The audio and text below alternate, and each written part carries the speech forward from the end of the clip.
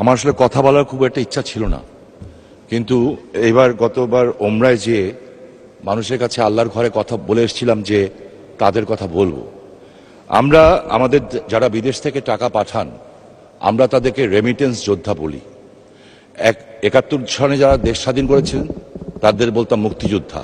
তারা দেশ দিয়ে গেছেন বঙ্গবন্ধুর নেতৃত্বে, আর দেশের অর্থনীতিকে সবচেয়ে সবল রেখেছেন এই রেমিটেন্স যোদ্ধারা। একটু আগে যে আমাদের সিনিয়র সংসদ সদস্য যে রফিক সাহেব যে প্রশ্ন করলেন, এই প্রশ্নের পরে বোঝা যায় যাদের কি করুণ অবস্থা। সমস্ত ব্যবস্থা আছে, কিন্তু জটিলতার কারণে সেই বিষয়গুলি হচ্ছে না। আমার প্রবাসী কল্যাণ মন্ত্রণালয়ের কাছে আমার বিনীত অনুরোধ থাকবে এবং জিজ্ঞাসা থাকবে, এই লোকগুলি যখন হাড় ভাঙা পরিশ্রম করে 40-50 ডিগ্রি সেলসিয়াস বিশেষ করে মিডল ইস্টে কাজ করে, তারপরে সে টাকা পাঠায় এবং আমরা দেশে ভালো অবস্থায় থাকি, তাদের পরিবারও ভালো অবস্থায় থাকে, এবং মাননীয় প্রধানমন্ত্রী এই কথাটা বারবার বলেন।